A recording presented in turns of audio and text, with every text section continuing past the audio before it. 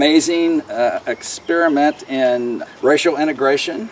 The community was 50% African American, 50% white. It was during the labor strife of the late 1800s in the Hocking Valley coal region. Colonel William P. Rand, a Civil War general, invested in the Ohio Central Railroad, which is this railroad that still goes down the Sunday Creek Valley. Three rival railroads that were all coming after the Civil War to get to this mother lode of coal known as the Straitsville vein of coal in the Hocking Valley.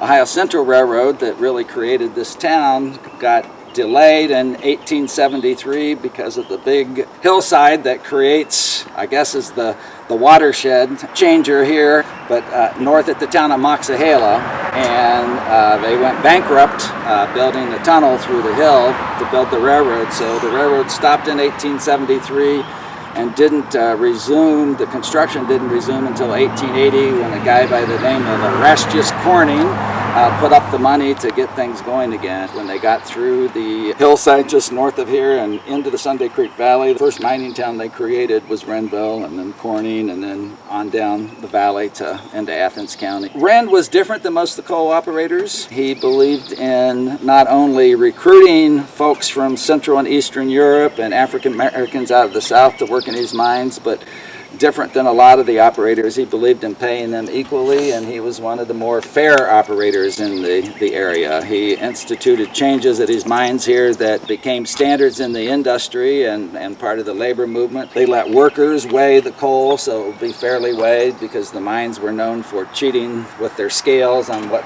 people got paid for digging coal. They also had screens that they would run the coal over and all the little pieces would fall through, while some mines had bigger holes in their screens than others, and Rand worked to get everyone to have unified screens so that everyone was paid fairly. So he was a man of fairness. His mines were off and on racially integrated from 1880 to about the year 1900 was pretty remarkable.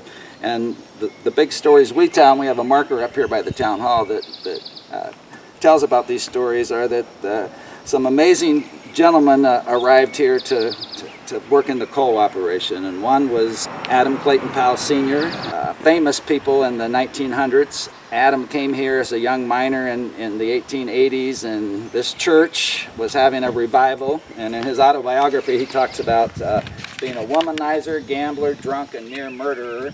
And he got pulled in by the spirit of the revival into this church and changed his ways, and went on to Union Theological Seminary in New York and became the pastor of the Abyssinian Baptist Church, which at the time was the largest Protestant congregation in the nation that served Harlem, New York. And he became kind of the spiritual leader of the Harlem Renaissance. He was the founder of the National Urban League, one of the co-founders of the NAACP, a well-respected man in terms of early civil rights movements in this community.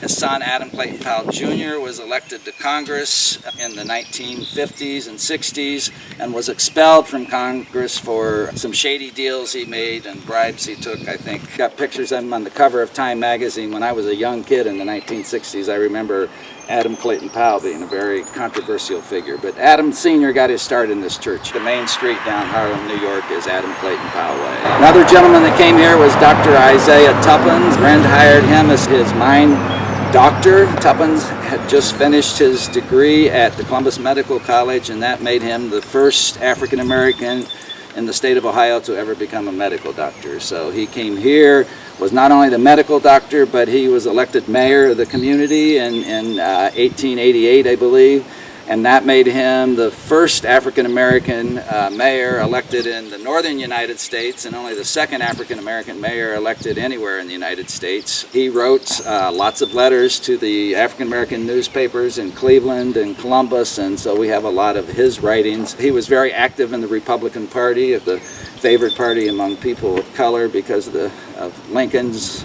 work in the Emancipation Proclamation. He also served on the executive committee of the Republican Party in this county and in the state, so he was quite an active figure. And the third guy from this period that's pretty amazing is Richard L. Davis, who also came here from the South, African-American man, and he got caught up in the fervor of the labor union movement here, the Knights of Labor, and then he went on and he was one of two people of color who were at the founding convention of the United Mine Workers of America in Columbus in 1890, and he rose to the executive committee of the UMW in 1896, which was a major breaking of the color barrier too. So there are a lot of pretty phenomenal stories here. There was some racial tension and discrimination, but for the most part people got along here pretty darn well and lived alongside of one another. In my opinion, and this isn't backed up by any certified historians or anything, this town stayed racially integrated until the 1920s when the Ku Klux Klan got organized in the nation. That was their most fervent decade, was the 1920s. It was right after the First World War, and there was a lot of anger toward German Americans as well as black. I know my family left here and moved to Corning and tried to fit into a more white community. And if you look at the census records, you see a out-migration of a lot of the white families out of Renville. So from about the 1930s to the 60s, this town was predominantly a black community. Most people around here have no idea that white people lived here in the early days. People just have always associated with people of color. It was really the only place in this county that people of color lived. The local high school basketball team in Corning was always known for having African American players on their team and really putting up with some crazy stuff when they traveled to some of the communities in the northern part of the county that were more closed-minded farm communities. And I remember as a kid, Jesse Roberts was my Little League baseball coach, and he was from Renville, a black man that I can remember being at the Bookville playground and kids throwing rocks at our coach during a ball game. So rural African-American life in this part of the world is a pretty interesting piece of history. What about now? This community is Ohio's smallest incorporated village with about 38 people, and so they still have a mayor and council here, struggling to keep the town moving and alive. Their biggest job is to keep the Wayne Forest from totally eating the town because there are a lot of vacant lots here have to be mowed, so they spend a lot of money on mowing. There's really two other neighborhoods in town that the highway straightening project took away, so there's a whole neighborhood up on top of the hill and the cemetery's up there, and then there's another neighborhood here. You know any of the history here, but the Great Hocking Valley Coal Strike of 1884-85 brought national attention to this area. The syndicate was an organization that was formed by the mine owners in the Hocking Valley to all get together as one group and set the price of coal for the year. And once they formed in 1884, they dropped the price paid to the miners from 70 cents to 50 cents a ton, which set off this strike. And the miners here up to that point had tried to resist labor unions that believed in strikes and taking action against the owners. Up to that point, they were in the Knights of Labor, who thought that you could talk things out, and they were a very ceremonial type of organization that was trying to bring the brotherhood of men together. They had very high ideals. But by 1884, the miners here had had enough, and they started the Hocking Valley Coal Strike, which resulted in a 9-month strike that resulted in people losing their company homes, and had to live in tents, people facing near starvation conditions for food. And ironically enough, during that strike, William P. Rend kept his mines open, continued to pay 70 cents a ton, and gave his miners the option of taking 10 cents of their pay and putting it into a fund to send to help with the emergency food operations. He wasn't perfect, much more pro-labor, and even more important was what we call the joint conference system of labor negotiations. So after the strike ended in 1885 and the miners didn't win the wage part of it, but they won a lot of victories with the Ohio legislature that implemented laws that outruled forcing people to shop at the company store and a number of other things. Rend and the major labor leader from this area, Christopher Evans from New Straitsville, got together and called for a joint meeting of the owners and the union representatives in the coal fields. And during that period of time, you think of West Virginia and Kentucky being the coal-producing states in this part of the world. The nation's coal fields were centered in western Pennsylvania, southeastern Ohio, southern Illinois, southern Indiana. That was the bituminous coal field in this country. So they had their first meeting in Chicago, and Rend was the only mine owner that showed up, and a lot of of Union people went to Chicago and were defeated in that cause. The fall after the strike, they had another meeting in the fall in Pittsburgh, and they got 3 or 4 mine owners to come, but still not enough to come to any sort of agreement.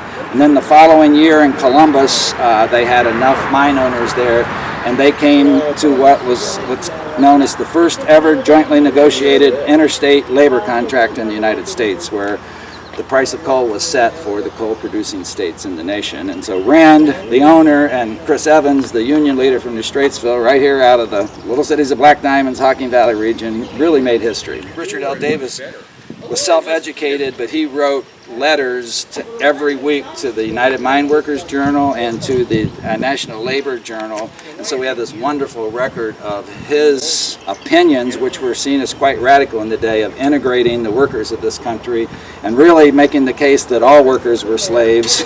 I mean, it was pretty radical labor stuff. And he eventually, because he was seen as such a rabble-rouser, couldn't get work here. Wren, that's one of the scars on Wren's perfect story, is that he quit employing Davis because he saw him as too much of a rabble-rouser. One of the other significant historic event was that in 1885, he was on the state committee for the United Mine Workers, and the national officers were coming to the hotel in Corning for the District 6 meeting of the United Mine Workers, which included West Virginia and Ohio.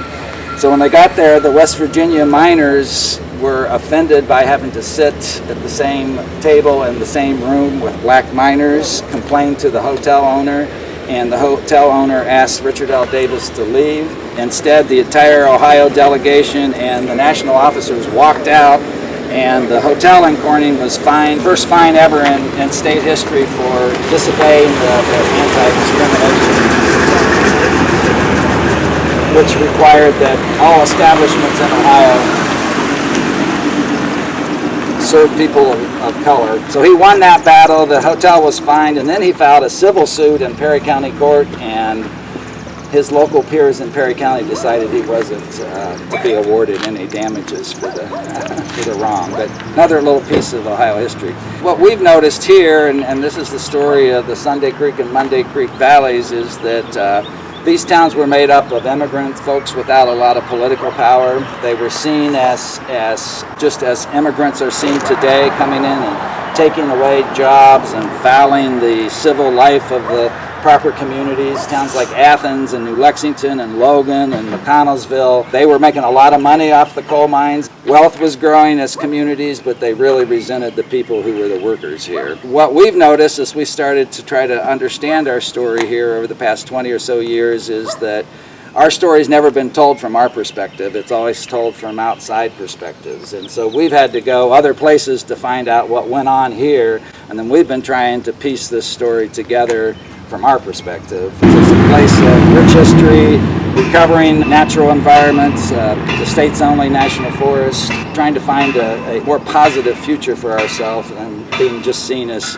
a place with polluted streams and poor people and decaying communities. Been involved with the group called Sunday Creek Associates that's started the Little Cities of Black Diamonds Council and a number of other initiatives in this area to bring this story to life. And over the years, we became very close partners with folks like Monday Creek and Sunday Creek and Rural Action, reviving this part of the world that we think is pretty darn special. Yeah, I think it's time. This year's much of an example for all of our prototype, and then next year we're going to get serious about it, being a true marketing tool.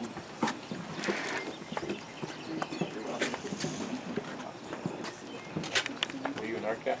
Not really, but I like interesting things. Okay.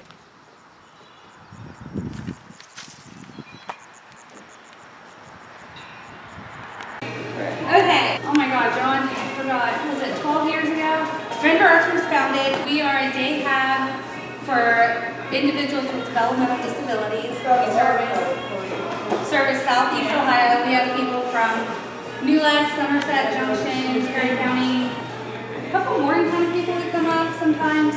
What we do is in the mornings, I'm a soccer mom. I pick everybody up in the van, and we come here and we help them to create basically just express themselves through different mediums, create art. You're going to see a lot of different things here. We have paint, woodworking, oil acrylic, watercolor, sculptures, things like that. And everything is for sale. And 90% of the sale goes to the artist. We keep 10 for supplies and whatnot. We have 2 major shows a year. We have one here that's our spring open house, and we have one in the fall. Does anybody know the Brindley Mansion in Newark? Okay, it's a big plantation style mansion, and we have a fall show there, and it's friggin' awesome, isn't it? It's a really big mansion. It's our biggest show. It brings in 2,500 grand through the sales. Our record, we had an artist make $500. We are owned through the Such Car Company.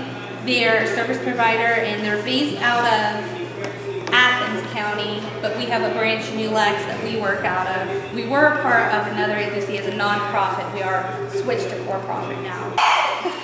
Becky likes to do pretty ladies, Victorian era fashion. She's very into very feminine stuff. You're gonna be able to tell, once you come down, you can look and tell what artists their stuff. They have a style, just like any other artist. They have a unique signature, a unique style, and that's what we get here.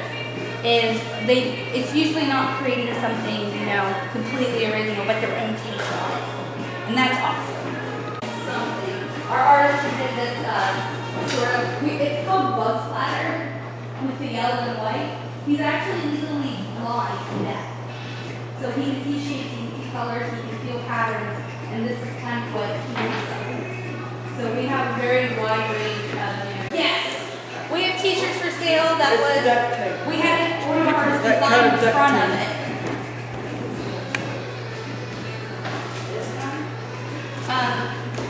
He's a Broadway fan, so we have the Lion King as our logo this year on our shirt. He actually goes to Broadway with his family and watches all the musicals on there, so. He's filming. There's a restaurant here.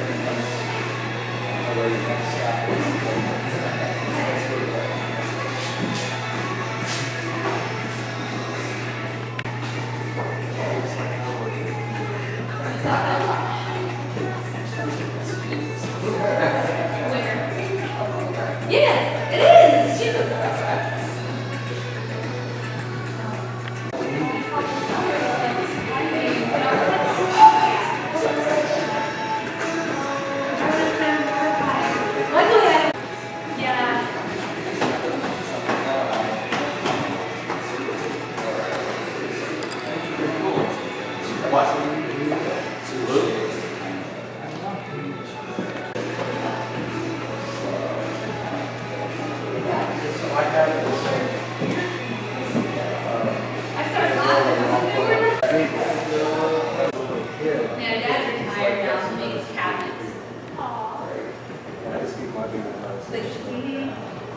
He worked at in Glenford, but used to be Central Silica. But they shut down on fire, so our neighbor makes cabinets. Pretty downstairs.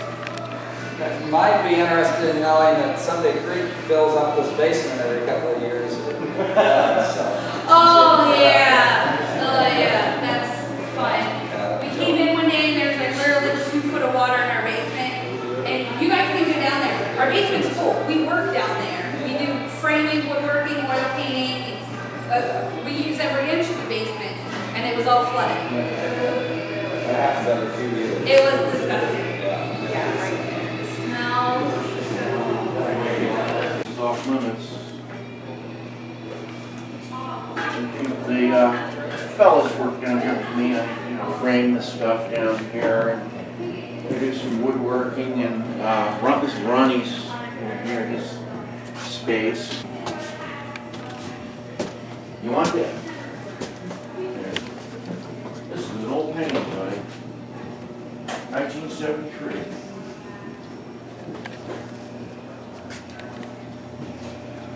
I guess. What are you going to use? The little round sponge? You want the sponge? What color? To help make some clay things for several years.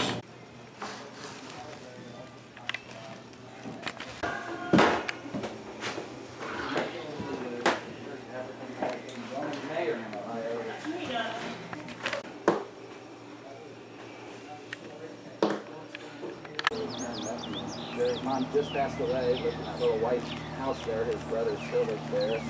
And Jerry and a group of people just formed the Renville Historic Preservation Society, and the group is going to try to, we have a person who's willing to donate this house to us to make a small museum to tell the story that I've been telling you today.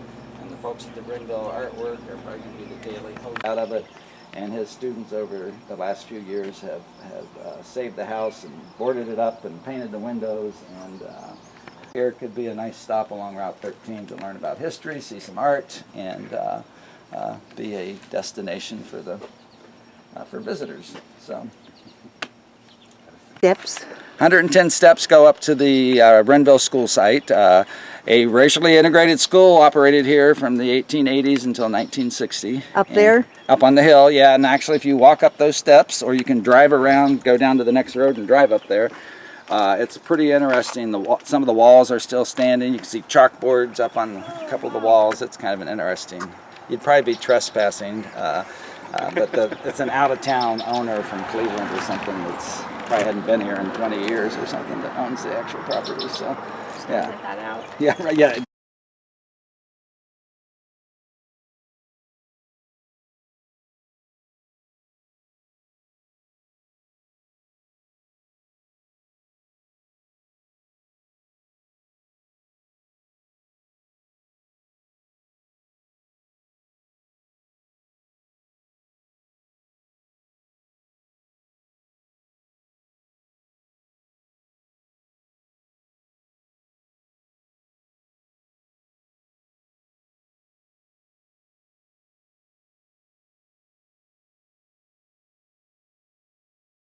This part of the project was completed in 2010 and 11. There are 2 phases. First phase was straight reclamation. How many of you are familiar with acid mine drainage and abandoned coal mine landscapes?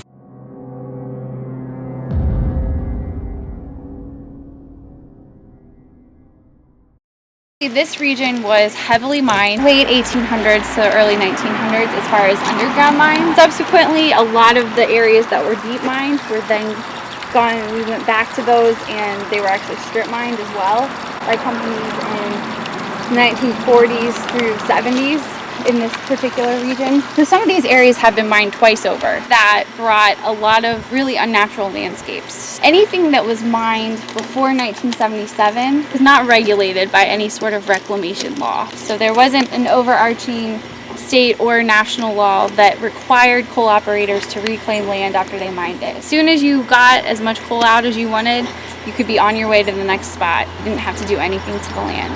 Well, in 1972, Ohio passed a law that required some reclamation on coal sites. In 1977, the Surface Mine Reclamation and Control Act, or SMCRA as it's often called, passed at the national level.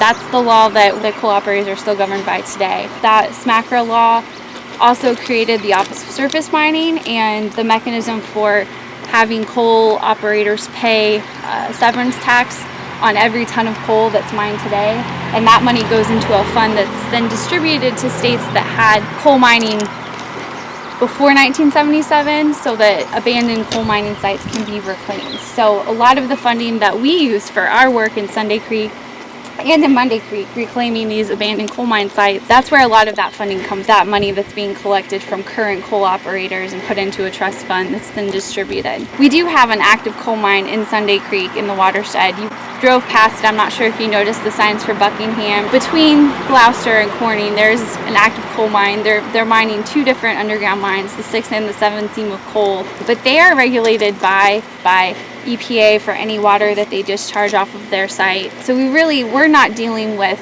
issues that's coming from active coal mining. We're only focusing on areas that have had these abandoned coal mine issues. There's a photo under the West Branch headwaters. When we walked up and you guys were looking out this field, that's the view of this. So the creek is right there, and this photo was taken as if we were standing right here looking back that way. So it's all black, it's all gob. That's refuse coal that was left behind after this mine closed. At this particular spot, there was two separate mines. There was a mine on this side of the road and there was a mine on that side of the road. Because of that, it's two very separate discharges that are very different in chemistry. We had to do two different projects. When we're talking about treating acid mine drainage, we're talking about treating water that is heavy in metals, generally iron and aluminum, sometimes manganese in our part of the world. In Southeast Ohio, generally our mine discharges are very acidic. So we're talking, at this particular site, the water that's coming out of that pipe into this bed is an average of 4 for the pH. So we want water to be at a 7. For stream life, generally it needs to be between 6 and 8 is kind of the sweet spot for organisms, fish and bugs, to really be able to thrive. 4 is almost getting to the point where really nothing can live. The way that acid mine drainage is formed happens underground. So imagine you've got an underground coal mine. Coal's been layered as it has been for millions of years. You go in, tunnel down, you pull that coal out. What do you leave? Pillars. Pillars. Okay, so you leave pillars to hold up the roof. But what's where the coal was? A hole. A void, right? There's nothing there because we took it out. So we've opened up all of this area underground that's never been opened before, that's never had access to water, to oxygen. It's been building up for millions of years. So once we have that water and oxygen getting down into these areas, it starts reacting with pyrite, which is found in our coal seams or right next to our coal seams. And that reaction creates the acidity and the metals. The metals leach out of those minerals that are now exposed. We have continuous reactions happening. So as long as there's water and oxygen in the mine, until all of that pyrite has reacted out, we'll continue to have acid mine drainage coming out of that mine. In some cases, there's mines that are over in Europe where Roman Empire era mines, it's been thousands of years, and they say that there's still mine drainage coming out that's polluted. Depending on the area of the mine and the amount of that pyrite that's exposed, we could be looking at hundreds of years yet of acid mine drainage that we'll need to treat if we want to continue to recover our streams. Like some of the mines estimating like 1 million years. It's incredibly overwhelming. It's daunting when you think about it, because the work that we're doing, while we're seeing incredible recovery in Sunday and Monday Creek and in the streams that we're working in, it's not something that you can just do and then like pat yourself on the back and just go home and sit. You know, you can't just leave it. Even systems like this one, which we call a passive system, which generally doesn't need as much maintenance, addition of more material or that kind of thing, we still have to watch this system. We still have to maintain this system. This system won't last forever. This system will probably last maybe 15 years. And then if we want to continue treating at this spot, we'll have to rehab this particular bed with new stone, or try to wash this stone, or come up with a different treatment system. The active treatment that we do, we have a limestone doser just down the road. It's called an active treatment because we're continually adding material to it, so it's not something that can just set and work on its own. That addition of an alkaline material helps neutralize the acid and allows metals to drop out of the water and then be contained in a smaller area of the stream, so that downstream we have a lot more recovery. But those systems take even more work. We're not fixing the problem completely, we're treating it. When we write grants for these systems, we actually say we're going to treat in perpetuity, which really just means until DNR runs out of money to support treatment projects. One thing that you can do and leave is just straight reclamation. So the picture I showed you of all that gob, that refuse, old coal material, that's what this whole area looked like. It was like that clear to the tree line, right? It was really incredible, and this site looks totally different. Big piles where we're standing. Yeah, huge piles of that material. And then this hollow back this way was a huge beaver pond that had a pH of like 3. So it was really acidic water just sitting up here in this valley. Big piles of black gob, nothing's growing on it, not even grass will grow on it. So what we did that will last and is more of a permanent fix is just straight reclamation. That material was regraded so that it wasn't big piles of stuff, we created this kind of rolling hill, meadowy kind of area that is what we have now. We capped it with clay. We used clay so that water doesn't penetrate through it. So clay is pretty impermeable. So we use that as a cap over that material. Because the same way that the acid mine drainage is formed underground as water and oxygen react with that material, the same thing can happen on the surface. So with that, all that gob sitting there, every time it rained, that water was leaching through, picking up acidity, picking up metals from the surface, and then going right into the creek right here. So we had a really diffuse, so by covering up all of that material, capping it with clay so that water wouldn't get down to it, and then seeding it with the prairie grasses, we're really able to encourage positive drainage so that the water comes quickly off the site, doesn't ever drain down into the gob, goes quickly into the creek as clean rainwater. So that also decreases the amount of acidity and metals that we have in the creek. So we did that part of the project first. That was in 2010. The next year in 2011, we started construction here at this site on the limestone leach bed. This bed includes 1,278 tons of limestone. It's a lot of limestone. And it's about 3 feet deep. So this bed is what we call a successfully failing system. If this system fails, if it fills up, then we succeeded, because that's exactly what we want it to do. As water comes in, it's a pH of 4. It has a lot of aluminum and iron at this site, but it's all dissolved in the water at that low pH. So when it comes in, because it's stuck in this bed, we have time to settle out those materials. And because it's limestone, it's a real alkaline material, so it's reacting with the acidity that's in the water. It's neutralizing that acidity, and it's allowing those metals, the pH goes up. The closer we get to 7, the quicker those metals fall out. So iron and aluminum are actually getting trapped in this system. The limestone will eventually, as iron and aluminum start covering that, so in the first bottom layer, 3 feet down from where we're standing, the rocks are probably almost covered after 4 years. A lot of the reactive quality of these rocks are probably spent, because once they get covered with iron, there's no more surface area for the limestone to react. So then we have, because this bed was built in 3 layers, I have an agri-drain over here, which is it's a dam system where I can push blocks down to raise the water level in this bed. So right now, after 4 years, we're still unexpectedly using the first layer of limestone. We haven't had to put any of those stop blocks down. We expected that this bed may only last 10 years. So we really expected to have to do it after 2.5, 3 years, put at least one down to raise the level up. But we're seeing really good treatment out of this bed. The pH comes in at about 4 with high levels of concentration for iron.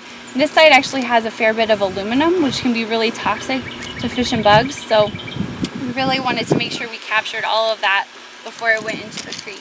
So this particular one, this is showing the pH. So we have down here it's 3.5 and goes all the way up to 7.29. Our goal is 7 for pH. This is before the first green line. That was construction for phase 1. So that was just the reclamation and covering up that gob, closing a couple big subsidence holes that were capturing rainwater and funneling it down into the mines.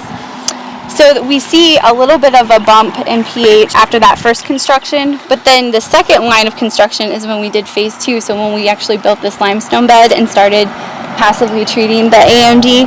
And you can see what a large bump that is. First, under construction, we were getting like 6, somewhere in the 6s, but now we're, for the last couple years, we've consistently gotten right around 7 or above 7. We thought that the first level would be failing by now, so we are still monitoring this treatment site quarterly so that we can catch when it does start failing a little bit and we can get that next block down and not lose any of the gains that we've made in recovery.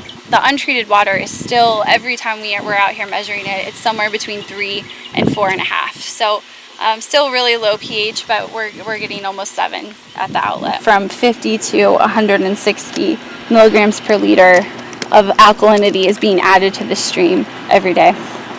So. The ups and downs, is that when the water runs a whole lot faster, you're getting more water through and you're not treating it as fast? Yeah, since we're measuring quarterly, we're often getting really different flow regimes. So we may be at really low flow and really high flow the next time. So we notice that when we're out here after a big rain, the pH that comes in is much higher because we are getting some rainwater that's going through the system. We want this system to fail eventually. We want it to trap the iron and the aluminum in it. We want it to be here and not in the stream. So instead of building, adding alkalinity and then building a separate settling pond to try to get that iron to come out, we just decided to try to trap it here in the bed itself. And this data goes all the way back to 2001, so most of the iron is being trapped in the bed that's at this site. Same for aluminum. Before we did this project, you could actually see, because this creek down there, when we get down there, it's very orange, but out of that pipe, you could actually see a little white river running right through the middle of the creek, and that's where the aluminum was showing up. The orange color in our creeks is from the iron concentrations, and the white or silvery blue color is often indicative of aluminum. If the bed ever got plugged, we could use those to clean them out, pump water through there, and push out whatever was clogging. Does this have a manifold system of piping throughout the entire bed that leads to those? It does. We didn't anticipate this bed lasting as long as it's probably going to last, so we were thinking it was going to fill up and that was the point, and then we would have to deal with it. Why are some stones red and some are gray? The stone that we got, some of them actually do have some iron in them. They're not probably as reactive as the gray ones, but that was the stone that we were able to get. It's all limestone though, correct? It is all limestone, yes. Smaller stone is treating better. We've run into the same thing. We're going on 3 years and we've not had to put a stop block down to raise the level to fresh lime. Still treating really well. Well, the one with the bigger stone, we've dropped a block. Our water is about a 3.5 to a 4 pH depending on water rainfall. And coming into the bed, and it's coming out a 7 out of the smaller stone, a 4.5 to a 5 out of the bigger stone. So At our downstream monitoring site, and also a decrease in the amount of iron. So even though it still looks like there's a lot of iron in the creek, these projects have definitely made a measurable and visible difference. we actually found mayflies just below the confluence last year. And I remember the first time I sampled it in 2009, there was nothing. Absolutely nothing. There's only probably about 5 gallons per minute coming out of this bed. About 5 gallons. A minute? A minute, yeah. Altiers Oil Company owns this land. There's a good chance that this site never would have been reclaimed or nothing would have come back, because it had been like this for many years, and there really weren't any trees on this site. It's just pretty much a plain of gob.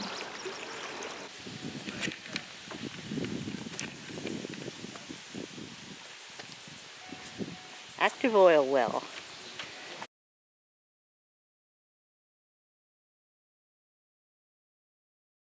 It's also part of West Branch Headwaters. Like I said, there was 2 different discharges that we wanted to treat.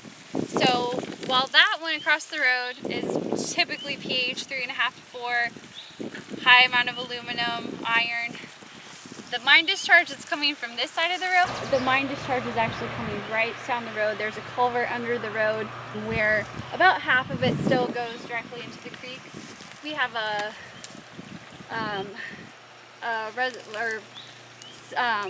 sheep piling things stuck down into the ground there so that the water level comes up, and we are actually getting the water to come into this pond, and then we are pumping it up there so that it has a little bit of aeration time, so it's hitting that mattress looking thing. It's basically called a fabriform channel, and it looked like a mattress pad pillow top cover that they pumped with concrete. So it is concrete, it's hard, with some gravity to fall down. Then with those dimples in the channel, we're really giving it a chance for the water to get agitated and for it to be aerated, for there to be a lot of oxygen going in there. We didn't have a lot of space at this site because of the road, because of the ODOT right-of-way, because of the hill. There's actually a deep mine that is right like right here at the edge. So we didn't want to go back any because we didn't want to get into the deep mine. We were really limited at this site on the amount of space we had for the wetland, but we still wanted it to settle out as much iron as possible. We hadn't ever used this on any of our projects, so it too was a little bit of an experiment, and we do feel like it's working really well because we are getting a lot of iron settling out very quickly. The water that's coming out over here couldn't be more different than the water that's over there, which just gives you a little bit of an idea of just how odd some of this mine chemistry is. Over there, pH of 4, aluminum iron. Over here, pH of 6 or 6.5, and no aluminum at all. It's a high amount of iron. So totally different water, even though it's, you know, a couple football fields apart. That's just how mine chemistry is. So with that in mind, that's why it's so difficult to treat some of these sites, is because you can't just have a cookie cutter approach and be like, oh, we'll just throw a limestone leach bed in there, because you have to take into account specific site features, the specific chemistry of a site, any sort of limitations that you have to work around. For as small of a project as it was, we had a lot more trouble on this side of the road than we did over there. So once it did finally get online, you can see there was a bump in pH, even though it was started off pretty high. Same with acidity. We're at times measuring alkalinity coming off of this site. So even though it's water coming directly out of a mine, had a lot of metal in it, a lot of iron, there's still alkalinity in it. So it's not always acidic. The big difference and what shows success of this project is the amount of iron. So you can see that one is probably an outlier that was measured in 2004, but you can see it's pretty consistently high.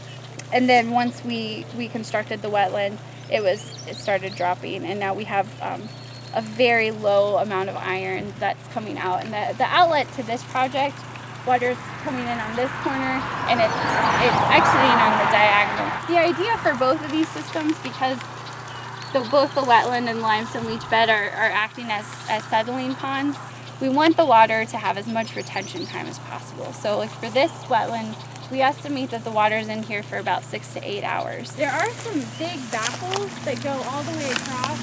They've kind of gotten pulled down, and we can't get them to stay up as the wetland filled in. But the idea was to get the water to go all the way down horizontally, all the way back, kind of snake back and forth through the wetland so that it would stay in longer. The drainage coming out used to be really, really low. It was covered by a pipe almost the whole way. So nobody even knew it was there. And then all of a sudden, we tear up this area. We put this thing up there. We start pumping water out, and none of these cattails are here. So it's like straight view to that starts looking like it has all this red stuff on it. So I got so many calls about this project, and none of them were good. It was, what did you do out there? What are you doing on 155? Now that we have the wetlands, cattails have really come in. You can't really notice that as much because the cattails block it. We're getting a lot of birds here, a lot of frogs. It is serving as habitat, tons of frogs. The wetland will eventually fill up with iron specific too. And actually the next site that I'm going to take you to is a wetland that we just rehabbed. So you can imagine that probably the same thing will eventually have to happen at this site. Yeah, no, it's not safe. One thing with this project is we're not capturing as much of the water. We knew we wouldn't be able to capture all of the flow that's coming out down by the road, but we aren't capturing as much as we expected. This is working max. This is as much water pretty much as we're able to get. Compared to almost all of our other sites, is that power pole. Almost everywhere else we're working, we don't have access to electricity. So that's what made this a feasible option. And the electric bill's really not that much when you look at the treatment. Like $40 a year or something. Water's And that's pumped the only input that's going into either location. from here to over there. On a yearly basis.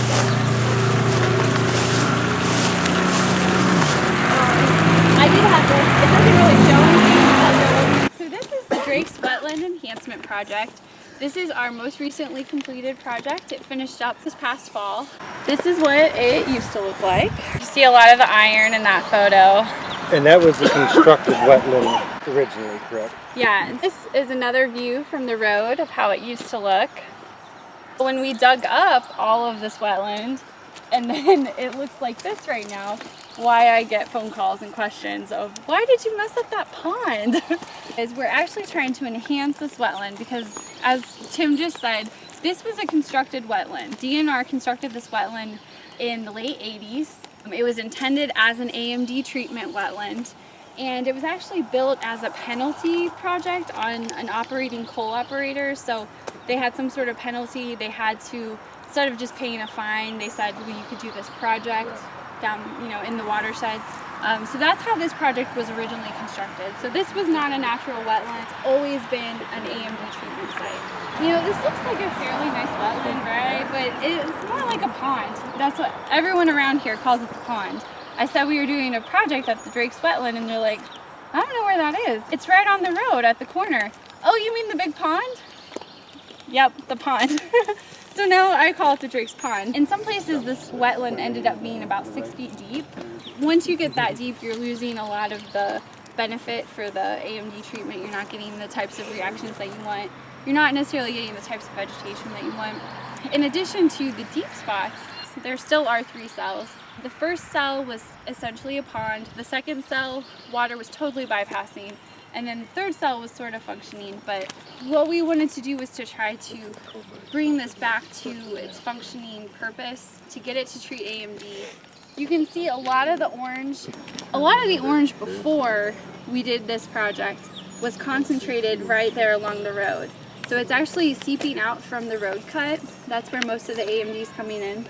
A good sign is that now it's orange throughout the pond, which means that the water is actually circulating through and using all of the pond, where before it was very isolated over in that corner, and then the water, you could tell, was just going straight over here to the outlet and going down into the next cells, so bypassing the second cell and then going in. So it wasn't getting the retention time that we really hoped for. So by adding the stone berms, those are made of limestone, that not only slows the water down and kind of forces it to go a certain way, but it also adds some alkalinity. The iron falling out more quickly as the pH goes up. Adding that alkalinity was something that was never part of the original wetlands. That was an addition of the berms. We didn't extend the boundary of the wetland at all. It might have looked much smaller before because there was a lot of vegetation, a lot of cattails. Our plan is just to get some cattails from surrounding wetland areas and ponds and seed it ourselves. That's what we did for the wetland at the last site, and you can see they've come in pretty well. So they don't need a lot of help, just with a more even depth and a lot more treatment potential with the alkalinity addition. You see frogs there all the time. You walk up on it and frogs jumping in like crazy. Even though we're not going to be able to get probably fish or a lot of really high quality bugs, it still has value for wildlife and for habitat. Big thing with this project was we wanted to catch the iron, because the pH was going to come up when it hits the stream anyways pretty quickly. Now that we have treatment upstream on the West Branch, and the West Branch pH is consistently at 7 or right around 7, that wasn't as much the concern as just getting the iron out before it precipitated in the stream. There's water that comes in over there, there's water that comes in seeping through, but it goes down this corner and into the next cell, and then the outlet is to the left of the farm gate. From 3.2 to 7. So there was more material cubic than they yards of expected. iron They precipitate actually came off. brought in like a vacuum truck with a giant hose, and it was like a water tank truck with a big hose, and they sucked it out of the bottom. It looked Did they pump it to the creek? They didn't. No. So How did you know? That's the side of the next project. yeah. Job security. No. Our initial idea was to try to bury it just over here on the other side of the creek, because same thing, if you bury it, cap it with clay, you can dispose of iron that way without having really any measurable impact on the surrounding areas. You have to let it dry. That's the big thing, is it takes a long time to dry, because you're sucking all that material out, and then there's so much of it, but if you let it dry, then you can dispose dispose of it easier. But we ended up trucking it about a mile to another site where we were doing a little bit of maintenance on one of our previous projects, and we actually needed to fill in an area, so we used the material here, dried it, and then used it as fill, and then covered it, capped it with clay, and then reseeded it. Killing two birds with one stone. It was a safe and relatively near place to dispose of it.